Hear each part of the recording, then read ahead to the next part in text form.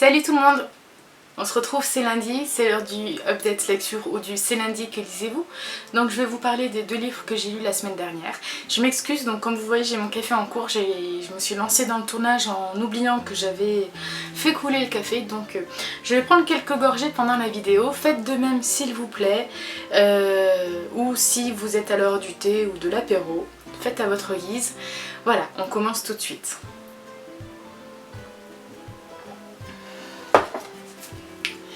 Je vous laissais la semaine dernière avec Les gens heureux lisent et boivent du café de Agnès Martin-Lugan, paru chez Pocket. Donc c'est le premier livre que je lis de cette auteure. Elle en a sorti 3 à ce jour. C'est une auteure, je crois, qui s'est fait connaître par internet au début.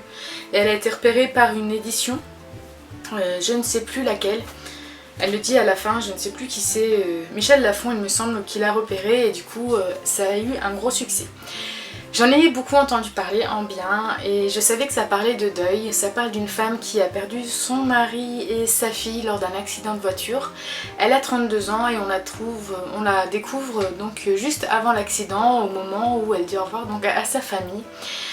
Ça dure une page, mais déjà ça vous met un gros coup de poing dans le ventre et dans le cœur parce que ça commence direct.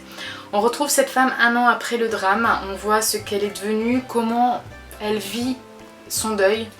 Et autant dire, elle le vit très mal et je le comprends totalement. C'est quelque chose dont on ne sait jamais si on peut s'en sortir, c'est tellement traumatisant. Voilà. J'ai eu la gorge serrée pendant une grande partie du bouquin parce que c'est vraiment poignant. On se met à la place de comment elle s'appelle, de Diane. Et c'est vrai qu'on souffre avec elle. Comment dire, j'ai du mal à trouver mes mots.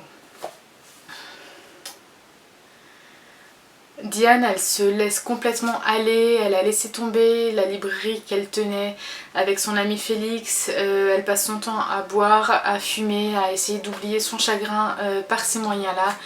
Et son ami Félix est là pour essayer de la faire sortir un petit peu de temps en temps de chez elle, ou de la faire reprendre possession de son appartement tout simplement. Et un jour il va lui proposer de partir en vacances avec lui et elle va refuser, mais par contre elle a un tilt et elle se dit c'est bon, il est temps pour moi d'apprendre à vivre ma vie et je vais réaliser le rêve donc elle va réaliser le rêve de son mari qui est de partir en Irlande. Donc elle prend ses affaires, elle se barre de Paris et elle va dans un petit village en bord de mer qui s'appelle Mulrani et là-bas elle va essayer de reprendre goût à la vie.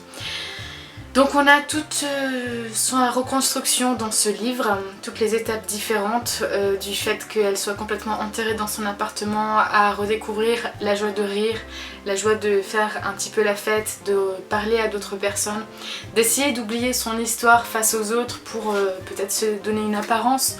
Et elle va rencontrer un homme, son voisin, qui est un bonhomme vraiment taciturne, qui est difficile à apprécier, mais finalement qui lui aussi a son passé qu'il poursuit et entre les deux va se nouer une belle histoire.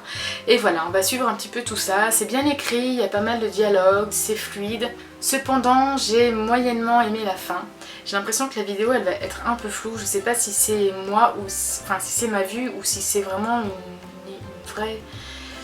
vrai problème. Alors j'espère que ça ira. Bref. Donc j'ai un peu été déçue par les événements de la fin. Je m'attendais pas à ça. En même temps, je comprends ses choix. Mais j'aurais aimé une autre fin. Donc voilà, c'est un roman que je vous recommande si vous aimez les histoires contemporaines et les histoires sur le deuil. Si vous aimez également l'Irlande, puisqu'on a de très beaux paysages qui sont décrits avec de très belles scènes dans ce village de Mulrani. Moi j'ai passé un bon moment, sauf pour la fin, mais voilà, en tout cas je pense que je découvrirai d'autres romans de cet auteur. On poursuit ce point lecture avec Souvenirs perdus, le tome 3, Pluie de Samantha Bailly, paru chez Cyrose. Donc je termine avec ce tome une trilogie et une saga, donc je suis ravie. Ce tome fait partie notamment du challenge du choix de l'amitié littéraire que je fais avec mon amie Gilwen et j'étais assez impatiente de le lire, ça faisait déjà plusieurs mois que je le guettais, que je voulais le sortir de ma palle. Mais voilà, le fait est que je n'avais pas vraiment eu l'occasion et il est temps de le faire. Donc c'est un roman court comme les 2 autres tomes, ça se lit très vite, c'est écrit relativement gros. Je ne sais pas si vous voyez, puisqu'il s'agit d'un roman de fantasy jeunesse. Je vous en ai parlé déjà plusieurs fois sur ma chaîne, notamment dans le top 5 des livres de fantasy à lire en été. Je vous invite à rebondir sur cette vidéo pour découvrir de quoi parle l'histoire. Quant à ce tome, je vais faire bref, j'ai beaucoup aimé, on a beaucoup d'informations sur l'ensemble de l'univers qu'a créé Samantha Bai, sur le Léviathan, qui il est réellement, pourquoi il est là, et qui est Isil, ce personnage emblématique et énigmatique qu'on découvre dans le tome 1. Je suis désolée, il y a l'orage, du coup ça m'a un peu perturbée. Donc Isil qu'on découvre dans le tome 1 et qui échoue sur cette plage d'Anfenia, une île de laquelle on ne peut pas partir ni rentrer.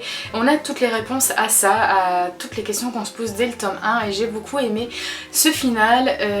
J'aime vraiment je suis vraiment intriguée par cette passion qu'a Samantha au niveau de tout ce qui est astronomie, météorologie un petit peu également. J'ai trouvé ça vraiment bien écrit, je le recommande. Samantha, vous savez, c'est une de mes auteurs chouchou et voilà, donc j'ai hâte de commencer très prochainement nos âmes jumelles qui se trouvent juste là et voilà, je serai presque à jour dans tous ces livres. En tout cas, une très très bonne lecture en cette fin de semaine. On va aborder vite fait mes lectures en cours mais je vous en parlerai très peu, c'est juste pour vous les montrer. J'ai attaqué Seed le tome 2, donc Éclat de chaos de Sandy Williams aux éditions Milady, c'est de l'urban fantasy. Ça parle de l'univers des Fae, d'une humaine qui a le pouvoir de dessiner des cartes qui permettent aux Fae de se téléporter. En gros, j'ai lu le tome 1 il y a 1 an et demi, donc je vous avoue que ça remonte. J'ai lu 4 chapitres, donc c'est vraiment très peu.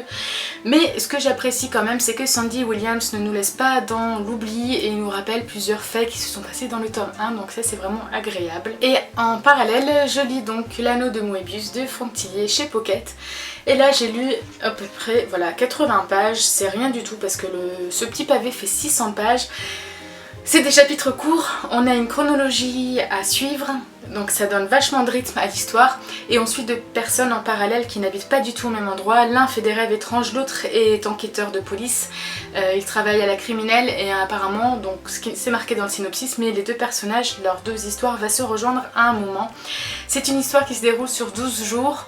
Et du coup, pour l'instant, j'apprécie énormément ce livre et j'espère qu'il en sera de même jusqu'à la fin. Voilà, donc c'est un petit update lecture, j'essaie de garder le rythme hebdomadaire, excusez-moi. Je vous retrouve très bientôt pour une prochaine vidéo, je vous souhaite à tous de très très belles lectures, une très belle semaine, avec l'arrivée de l'automne, la pluie, les feuilles qui volent, le vent, enfin moi j'adore cette saison, ça ne me bloque pas du tout et justement c'est encore mieux pour se relancer dans la lecture. Je vous fais à tous de très gros bisous et je vous dis à la prochaine. Bye!